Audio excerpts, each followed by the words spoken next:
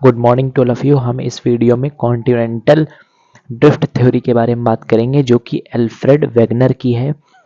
इस वीडियो में हम डिस्कस करेंगे कि हमारे जो 7 कॉन्टिनेंट्स थे, हमारे जो 7 कॉन्टिनेंट्स इस समय जो हमें देखने में मिलते हैं, अकॉर्डिंग टू एल्फ्रेड वेगनर, ये एक साइंटिस्ट हुए, इनके हिसाब से 7 कॉन्टिनेंट्स पहले नहीं हुआ करते थे। पहले 7 कॉन्टिनेंट्स की जगह पे एक, जिसे हम कह सकते हैं यहाँ पे ऑल ओवर, मतलब यहाँ पे इन्होंने जो नेम दिया था पूरे एक लैंड मास को, मतलब जैसे पहले जितने भी जो लैंडमार्क्स थे, मतलब जो ज़मीन हुआ करती थी पृथ्वी पर, वो सब बटी हुई नहीं थी, एक ही जगह टुगेदरली पाई जाती थी। मतलब सब लोग एक ही जगह पे, उस समय कोई रहते नहीं थे लोग, उस समय एक ही जगह पे लैंड मास पाया जाता था, जिसे उन्होंने नाम दिया पेंजिया। ये फर्स्ट कंडीशन है।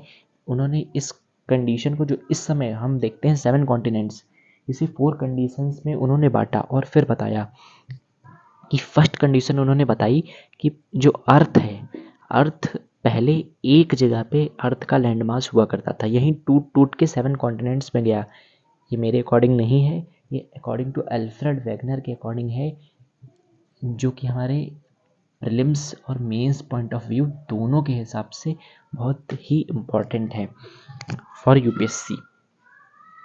तो उन्होंने पहले अर्थ के बारे में बताया कि जो अर्थ है टुगेदरली अर्थ पे एक ही जगह लैंड मास पाया जाता था, जिन्हें उन्होंने नाम दिया, जिन्हें उन्होंने बोला ये है Pangaea. Pangaea means, pan means होता है, पैन का मीन्स होता है एंटायर, जिया मीन्स होता है अर्थ। पैन का मीन्स होता है एंटायर और जिया का मीन्स होता है अर्थ, जिसे ऑल अराउंड इन्होंने पेंजिया नेम दिया। और ये जो ओशन, जो लैंड मास के जो फर्स्ट कंडीशन है, ये अबाउट कब कंडीशन थी? 250 मिलियंस ईयर्स एगो। 250 मिलियंस ईयर एगो ये कंडीशन थी कि ये जो अर्थ है, इसमें एक ही जगह लैंड मास पाया जाता था। और ये सब जो है, ये अर्थ पे ओशन हुआ करता था। यहाँ पे जो ये ओशन हुआ करता था, इसे उन्होंने नेम दिया था पैंथालासिया।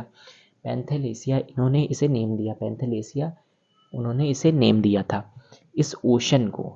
ये जो ओशन है, यहाँ पे ओशन को उन्होंने नेम दिया था पैंथेलेसिया। और इस पूरे लैंड मास को उन्होंने पहले फर्स्ट टाइम नेम दिया था पेंजिया। उनके अकॉर्डिंग 7 कॉन्टिनेंट्स तब नहीं पाए जा सकते थे। अब पाए जाते थे या नहीं पाए जाते थे, ये कोई बात पक्की नहीं है, क्योंकि उन्होंने एज अ गेस किया था कुछ एविडेंस के तौर पर। कुछ उन्हें एविडेंस मिले होंगे, उससे उन्होंने गेस किया हाँ कि यहाँ about 250 millions years ago Alfred Wegener के अकॉर्डिंग अर्थ जो थी वो टुगेदर लैंड मास जो था अर्थ का, वो मतलब एक साथ एकत्र रूप में पाया जाता था। और कहीं मास अर्थ का जो अर्थ की ज़मीन थी वो इधर उधर बटी हुई नहीं थी, ओशन में केवल एक जगह पाई जाती थी। बाद में कुछ हिस्सा नॉर्थ, बाद में कुछ हिस्सा नॉर्थ की तरफ बढ़ गया, कुछ हिस्सा वेस्ट की तरफ बढ़ गया, और ऐसे 7 कॉन्टिनेंट्स हमारे बने। तो ये फर्स्ट कंडीशन है कि पेंजिया, इसे हमने बोला। और फिर उन्होंने क्या बताया, इसे ये जो ओशन था वो पैंथेलेसिया था। सेकंड कंडीशन क्या उन्होंने बताई, उन्होंने कहा ये जो अर्थ है, यहाँ पे ये अर्थ लिखा हुआ है, उन्होंने कहा ये जो अर्थ है ये टू, फिर उसके बाद इस लैंड मास के 2 पार्ट्स हुए, जिसे यहाँ पे गोंडवाना एक नाम उन्होंने दिया, एक नाम उन्होंने दिया गोंडवाना, और दूसरा नाम दिया लॉरेशिया। लॉरेशिया 2 पार्ट्स में, यहाँ पे ये देखिए 2 पार्ट्स में इक्वेटर से डिवाइड हुआ था। हाँ, कुछ फोर्सेस की वजह से डिवाइड कैसे हो रहा था, कुछ फोर्सेस की वजह से, यहाँ पे कुछ फोर्सेस थे जिसके कारण वो डिवाइड हो रहा था।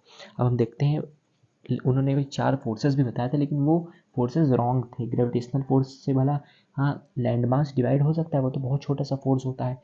इसी टाइप की फोर्सेस के बारे में, बियॉन्सी फोर्स जो तैरने में यूज़ होता है, उससे उन्होंने कहा। टाइडल फोर्स के बारे में कहा कि इन फोर्सेस की वजह से लैंड मास डिवाइड हुआ था, लेकिन इन फोर्सेस की वजह से लैंड मास नहीं डिवाइड हुआ था। तो वो फोर्सेस को तो नहीं बता पाए, लेकिन उन्होंने कहीं ना कहीं कॉन्टिनेंटल थ्योरी जो बताई, वो कुछ लोग कहते हैं सही है, कुछ लोग कहते हैं नहीं सही है।